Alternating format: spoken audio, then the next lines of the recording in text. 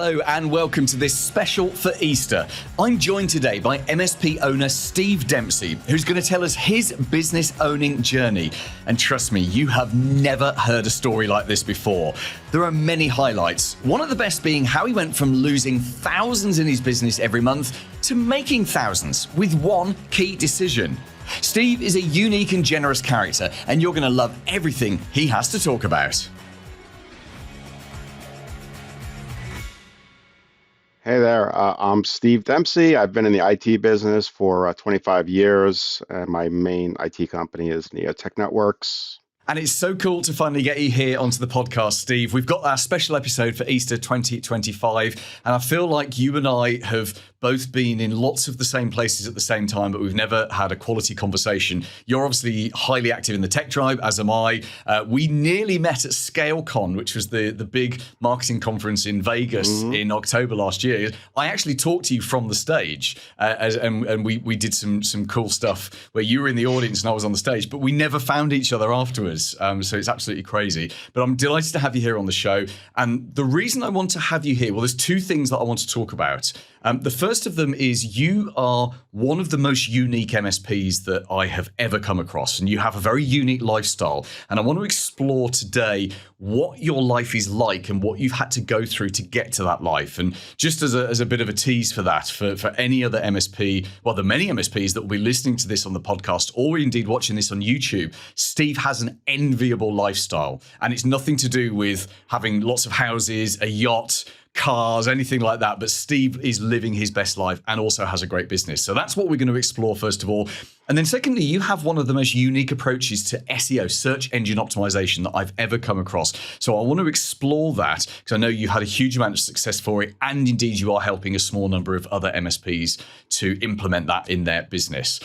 But let's start with the lifestyle stuff. So first of all, Steve, let's hear your story. So you said in your intro, you've been in the tech world for 25 years, which is, you know, it sounds like such a long time, doesn't it? I don't know how old you are. I'm 50. How old are you right now? I'll be almost 52. Okay, so we're more or less the same age then. So we are talking about 25 years. It sounds a lot, and when you realise that's half of my life, that's quite sobering in some respects.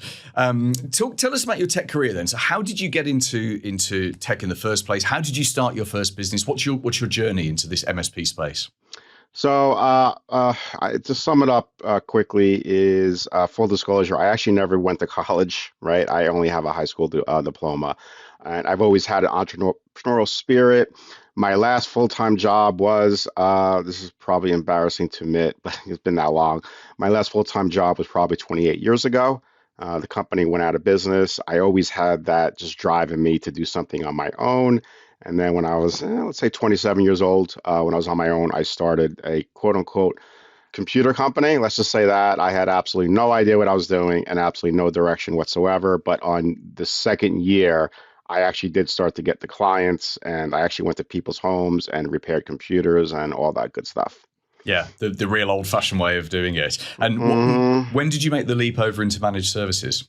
So, truth be told, and you're going to love my brutal honesty, Paul, and everything, because I am a New Yorker, and I think you know me well enough from the tribe, right? I don't hold back, and I don't mince words.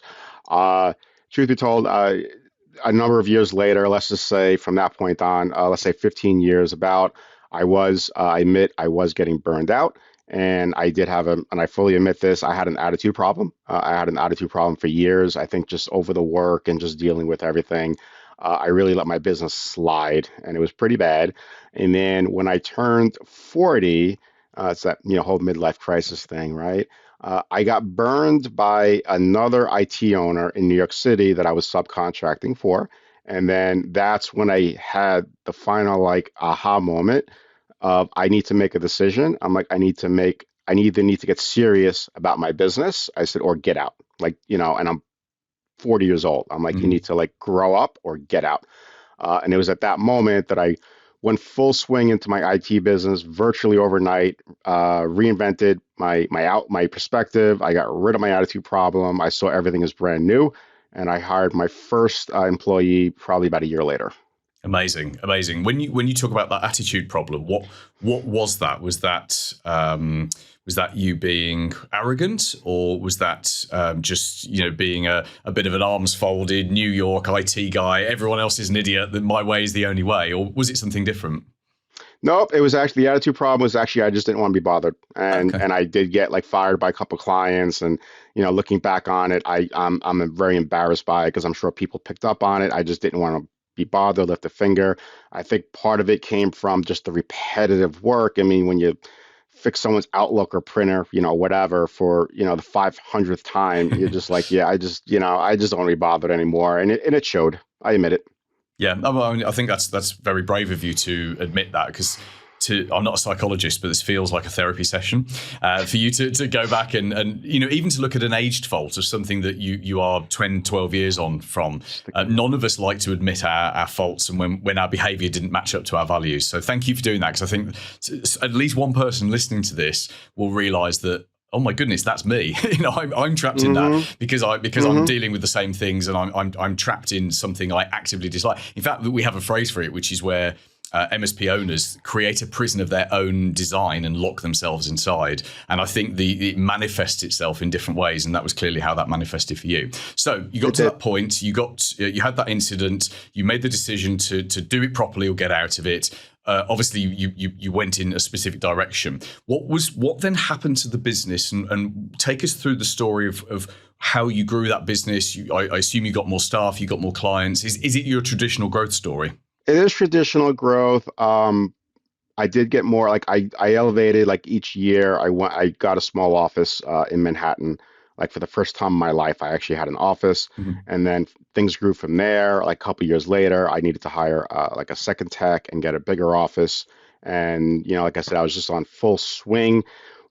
Looking back on what held me back at that time, right? And it took me, and I'm sure other solo IT guys would appreciate this, is even for me to hire my first employee, it probably took me, and I'm not kidding, a year to mentally get over the fact that I was paying somebody a full-time salary for work that I could do myself. And the reason why is because I was not a business owner, I was a tech. And I was 90% tech, and I was not a business owner. So, for years, even 5 years, I was more of a tech than a business owner.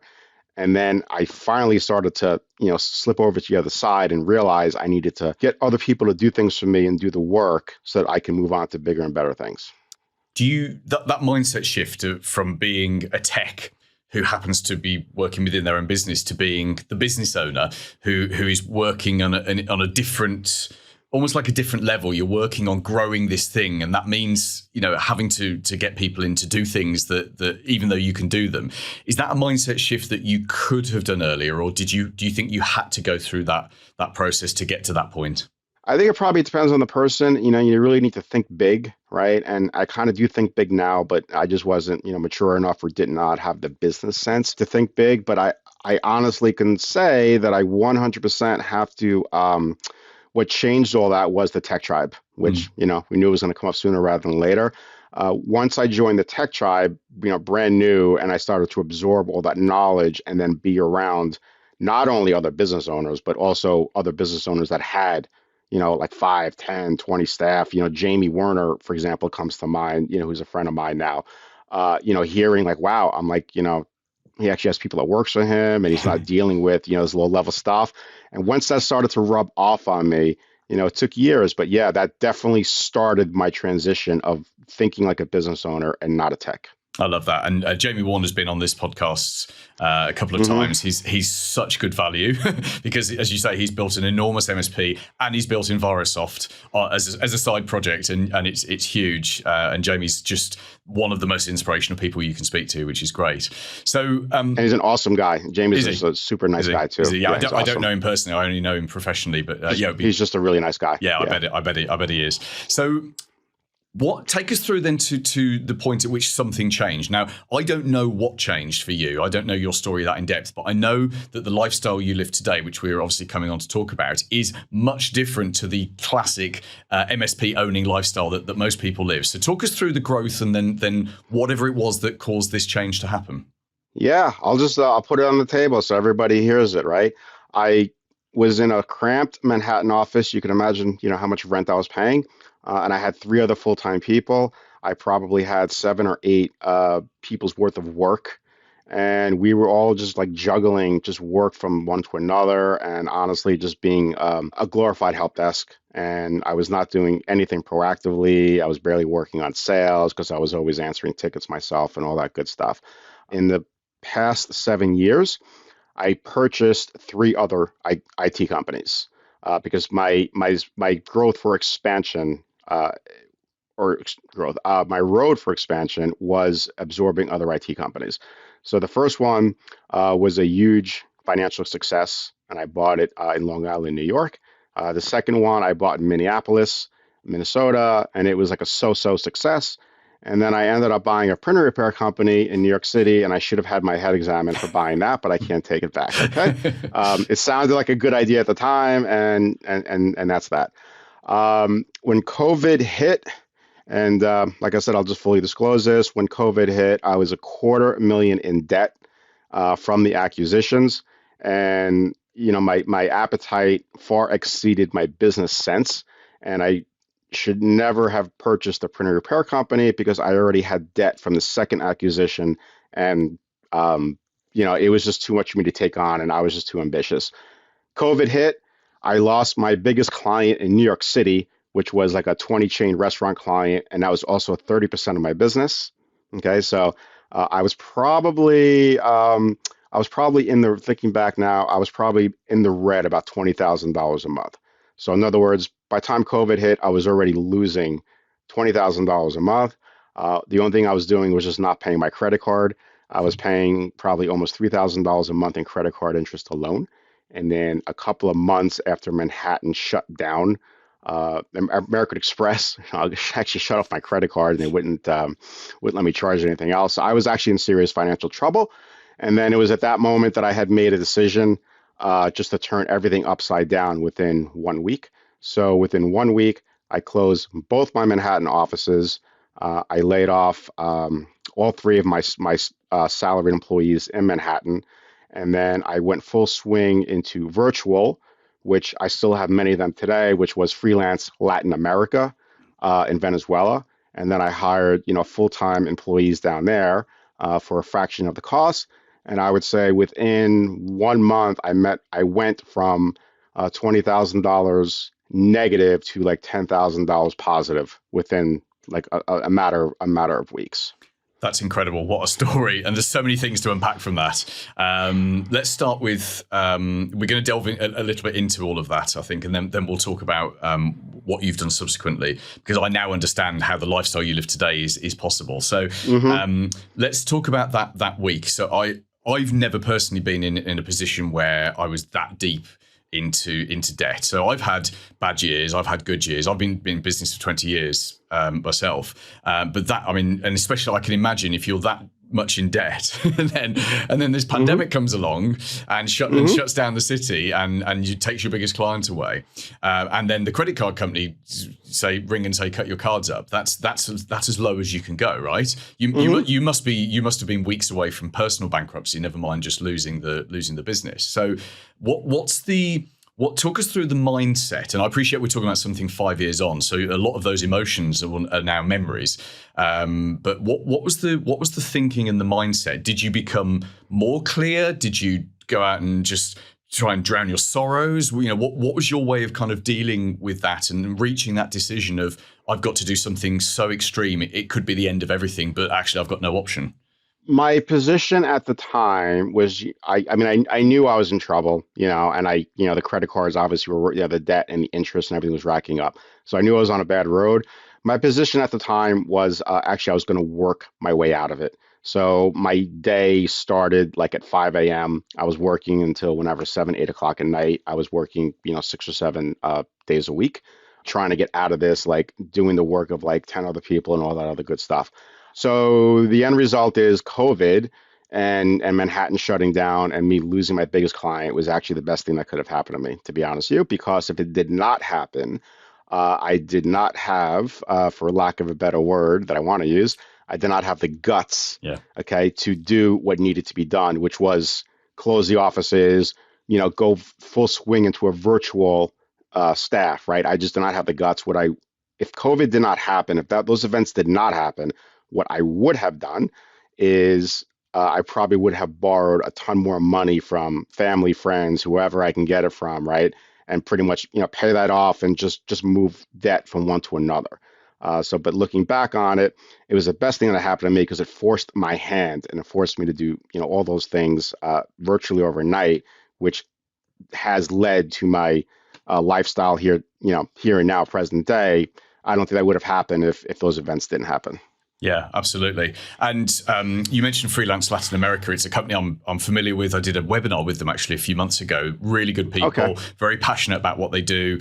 This is now going to end up as a free little advert for them, but then they're the key, I think, to you doing what you did. If we actually, let's not talk about them. Let's talk about the concept of what they do. So you have essentially outsourced your tech work to people not in the US. Is that correct? So that's essentially what you've done there. Yeah. That is correct. But I understand what you're saying about outsource, but they work for me full time, Okay. and like my first couple employees from freelance are actually now with me going on year 5. Got it. So, So let's take the word outsource then. So you've shifted the work from people who sit in an office hmm sweating in a city and I say sweating because they're sitting with no air conditioning, sat in an office building in Manhattan, to people who are elsewhere, but they're still doing their 100% of their working time is for you. But because of the economics of the world and different geographical locations, the cost of that person, they're earning a good salary, but you're obviously paying them a lot less than you would be paying someone to sit in an office in Manhattan, and your overall overheads are lower. What was your fear shifting that over? Because I've had that conversation with lots of MSPs about there's so much good talent available in lots of different places and everything can be done remotely, but there's a lot of emotions and a lot of fear that holds people back. Now, obviously you were in quite an extreme case position, but talk us through almost like what was the feeling you had of what's the worst thing that could have happened at that point? all the above. Speaking of freelance Latin America, Randy, who's the owner, he's my personal friend of mine, and I did meet him in person. He was actually sitting next to me at the ScaleCon convention, I see. just so you know.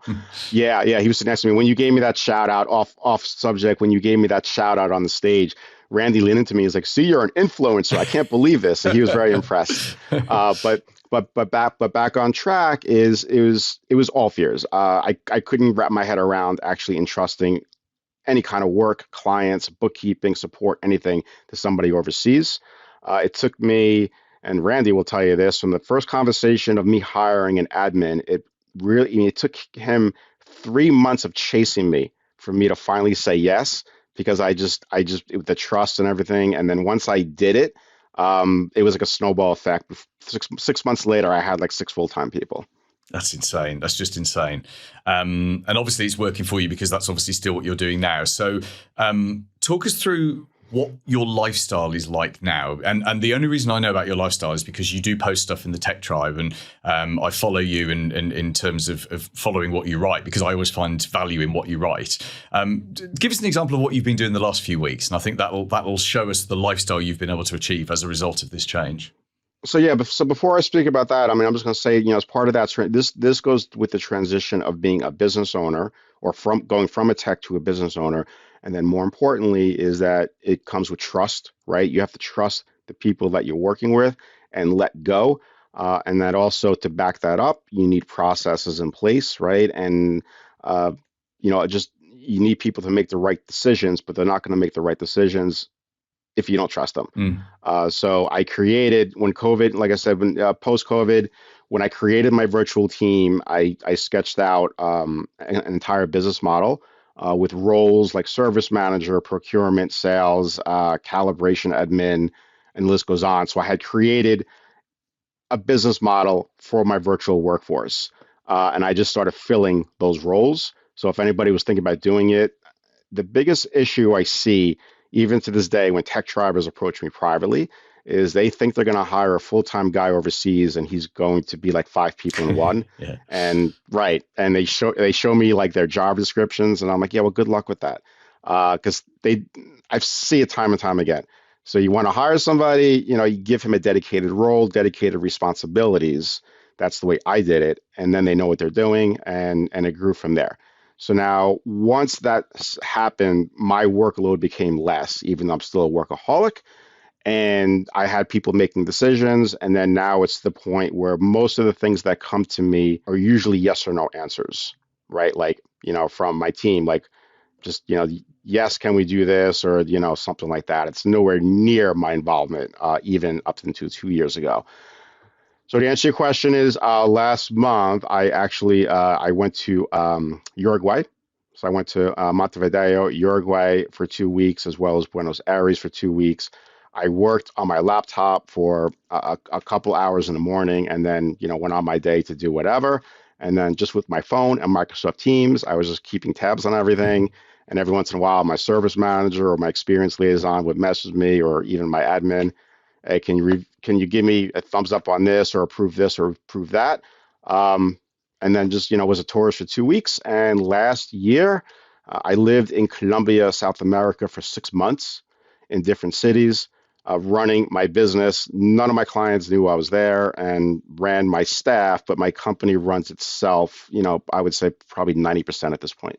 I absolutely love it. So essentially, you've become a digital nomad, where you can run your business from absolutely anywhere in the world, and the only thing I guess you have to worry about is time difference, and have I got Wi-Fi and have I got electricity? And I know you're into mountains, aren't you? Mountain climbing is your thing.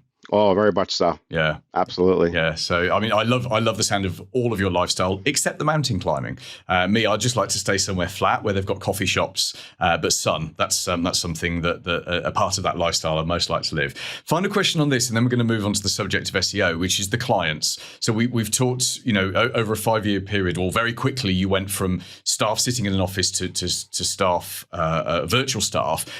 Did the clients notice? Did you tell the clients? What's their experience today, and did you lose any clients as a result of this? That's a very good question. So when I went full swing into virtual, and I did not gracefully do it, I mean, I literally just turned into it in a matter of a week.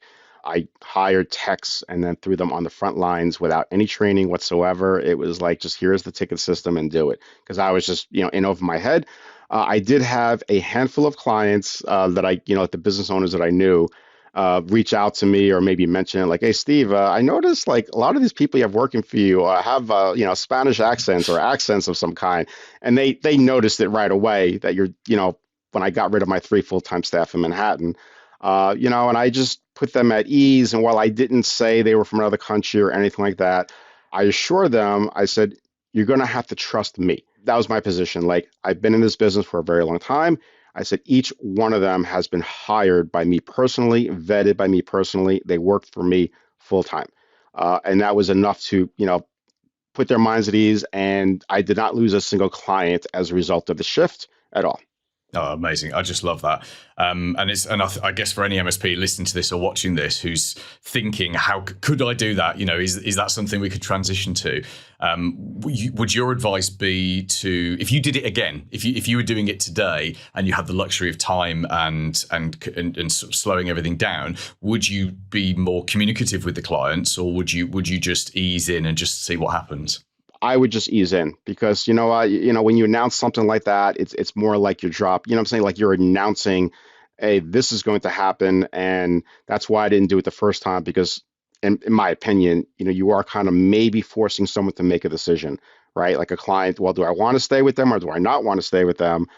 If you say something like that versus, hey, if the work's done, what do you care? And your bill's not going up, what do you care? And that was pretty much my position, and they were okay with that. Yeah, that makes perfect sense. Okay, let's change subjects. Just want to do a few minutes on the subject of SEO, search engine optimization. Okay. So caveat with this, I'm not an SEO expert. I've never claimed to be. I understand the basics of it, but it's a very technical subject, and I'll be honest, it bores the pants off me. And I think for the vast majority of MSPs, SEO or traditional SEO is not an option. But you have a very distinctive and unique approach to SEO, which seems a lot more grounded in the realities of being an MSP. So talk us through what your approach is, and again, how did you stumble across this approach? So I was never a marketer. I hated marketing, and I think this maybe came with age and experience. And you know what, Paul, I'll be honest with you, I don't know what the hell changed myself, but all of a sudden, like almost 3 years ago, I started to fall in love with marketing, and I Still, I don't even know how that happened, It's to be because it's honest with you. sexy. Marketing is sexy. Everyone knows this. I mean, I hated it. I didn't want to touch it ever. I just wanted to, do IT work. But just like all other, small IT business owners like me and even smaller, right? Everything comes up. You want leads, you want to grow. And I tried it all. I mean, I spent a lot of money over the years with cold calling, and I hired a consultant on Google Ads. I was paying a lot of money to him, and I tried LinkedIn stuff and tried this and try that. My biggest problem, which was me personally, is I would kind of jump on, like everyone else does, you jump on something, you give it 3 or 4 months, you don't put any work into it, you don't pay attention, and you are expecting a return. Okay, it does not happen like that. What kind of changed my mind is 3 years ago, I restarted my Google ad campaigns, and I realized when I started to like learn Google ads, for myself, I realized just how bad they were Mm. when the consultant did them. I mean, I'm sorry to throw someone on the bus, but they were bad because the consultant did not understand IT. And this is what I tell everybody else, right? To an outsider, VoIP, security, cybersecurity, for them, it's just a buzzword and they know nothing besides that. And they're just like, okay, let's just spend money on that. Hey, cybersecurity, you do cybersecurity, right? You do VoIP. Yes, I do. Let's spend money on that. And to them, it's just plain vanilla, and you're not going to go anywhere. So when I saw that, I realized just how bad it was. I realized also, as an outsider can never understand the IT industry. And then I started to, I got so disgusted with Google Ads because it was not working. I decided to learn SEO myself. And I started to actually fall in love with it. Like I got passionate about it, the metrics and data.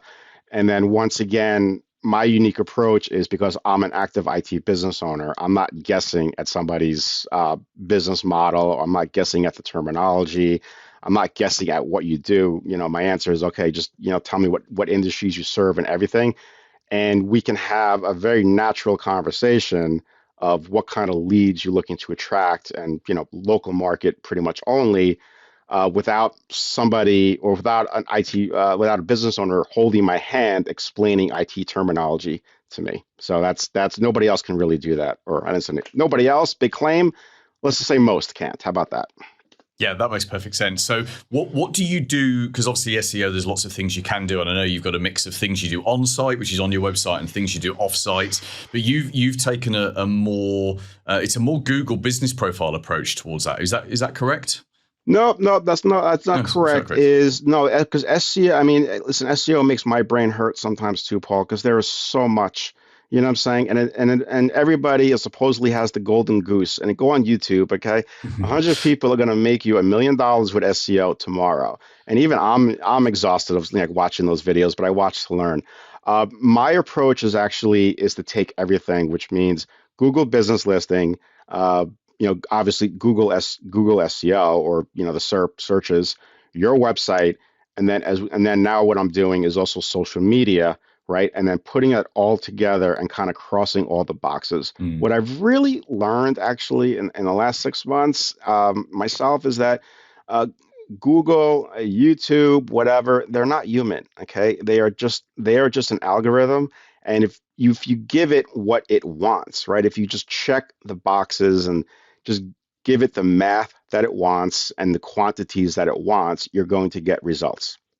I mean, that in itself there is a great strategy. It was just give the platforms what they want. You could actually apply this across all the marketing. You could apply that to LinkedIn. You could apply it to any other social media network. You could apply it to anything. Give the algorithm what it wants, what it's set up to reward, and of course you're going to see better results for it. But that's amazing. So has SEO become your number one source of new leads now? And are you and just to put some context on that, are you generating leads in Manhattan, or are you now looking at a much wider area?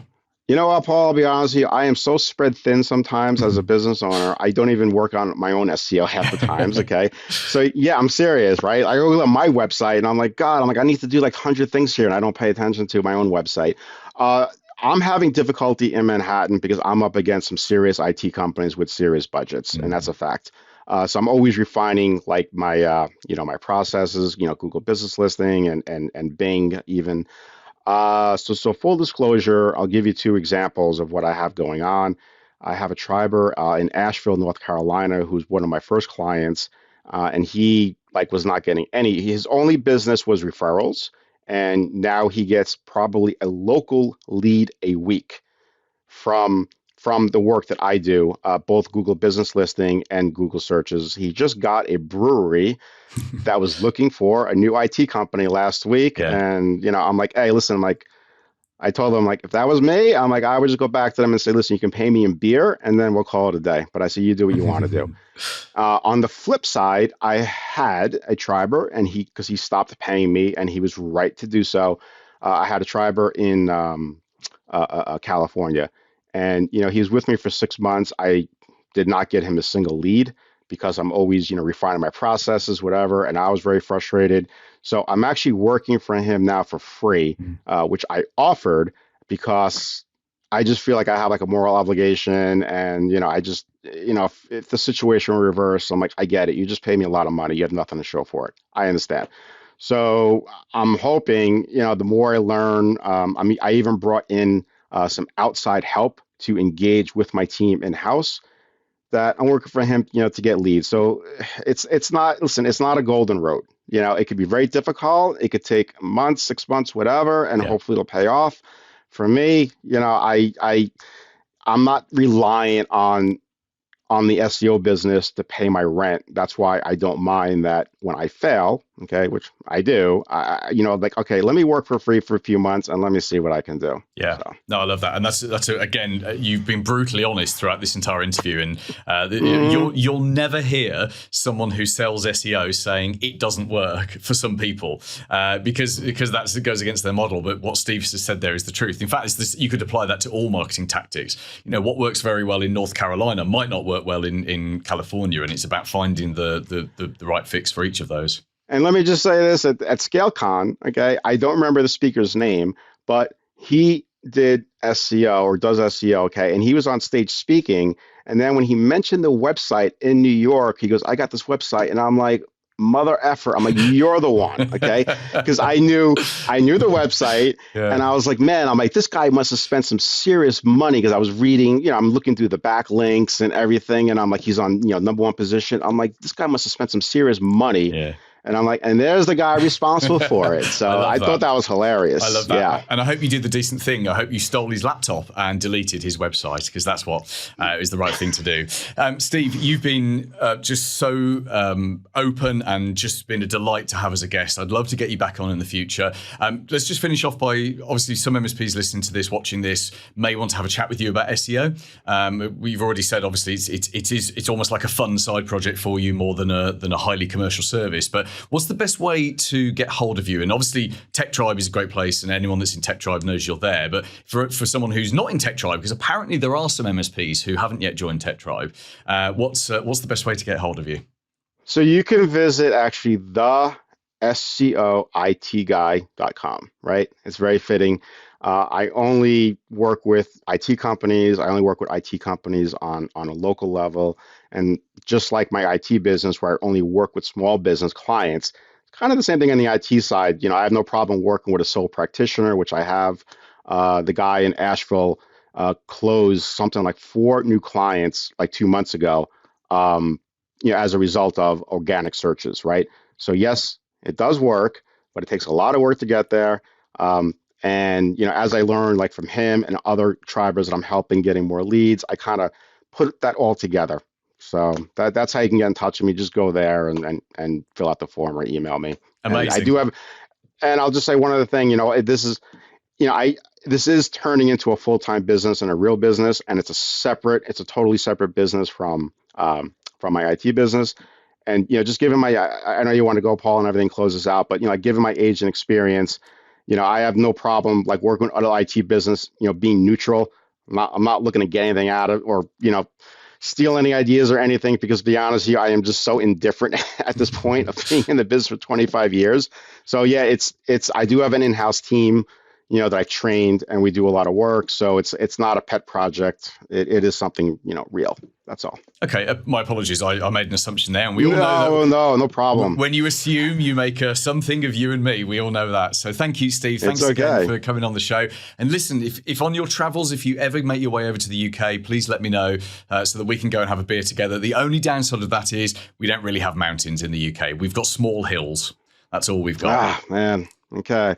Well, I've climbed, FYI, I have climbed, there's 58 14ers, which is 14,000 foot mountains in Colorado, which is where I live now. I moved.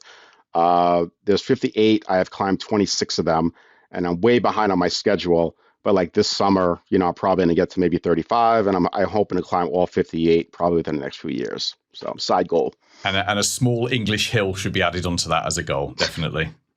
Sure, man. If you got a warm, you guys drink warm beer? Or is that just a rumor out there? It's just a rumor. Just a rumor. Okay.